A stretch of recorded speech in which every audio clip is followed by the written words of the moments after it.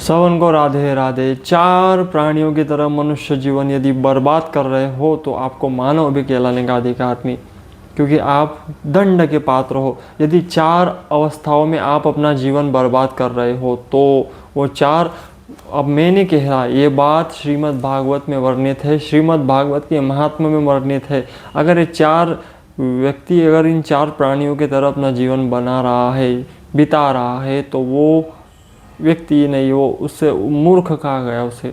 तो चार कौन से? सबसे पहला है, चार उदाहरण दिए गए हैं ग्राम सुअर का। पहला, ग्राम सुअर जो मल है वही खाता है, वैसे ही व्यक्ति अगर अनाप शनाप खाता है मानव जीवन प्राप्त करने के बाद, तो मांस, मच्छी, मदिरा इत्यादि का सेवन करता है, तो वो ये अच्छे चीज़ें खाने को है जगत में, बढ़िया बढ़िया चीज़ें है, लेकिन उसके बाद भी वो मल में ही आ सकता है।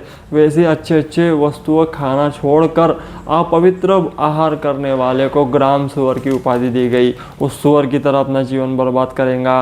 दूसरा, कुत्ते की तरह स्वान का उदाहरण दिया गया है। कुत्ता क्या करता है? जहाँ मिल जाए, जैसा मिल जाए खाने को, अपवित्र अवस्थाओं में भी भ्रमण करता है, अपवित्र अवस्था में कुछ भी खाता है, कैसा भी रहता है, उसे कोई लेन देना नहीं, और सदा क्रोध में रहता है। क्रोध माने भोगते रहता है।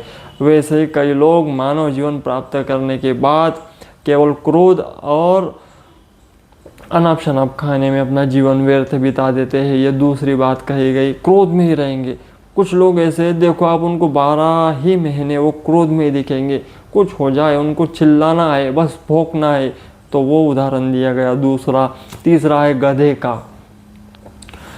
गधा कुछ घास कुछ खाने को मिल जाए उसके चक्कर में बोझ ढोता रहता है।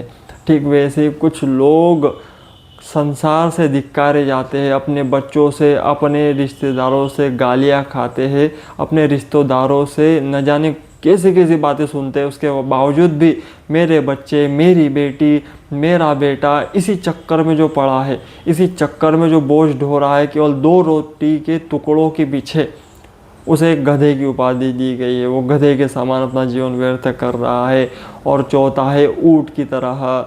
ऊंट किसे कहा गया है? जो व्यक्ति अभिमान में जीता है, वो सोचता है मुझसे बड़ा पदवान कौन होगा, मुझसे बड़ा ज्ञानी कौन होगा, मुझसे बड़ा वैरागी कौन होगा। जो इस अभिमान में जीता है, मुझसे बड़ा धनवान कौन होगा, इस अभिमान में जीने वाले को ऊंट की तरह जीवन जीने वाला कहा गया। वो ऊंट की तरह केवल ऊपर ऊपर ही घूमकर अपना जीवन बर्बाद करता है।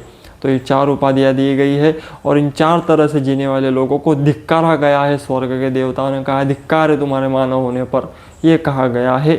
तो ये मैंने कह रहा, महात्मा में पढ़ लेना। लेकिन इन 4 कैटेगरी में आप आते हो तो मेरे प्यारे, आप भी इन्हीं की तरह पशु पक्षियों जैसा जीवन बिता रहे हो।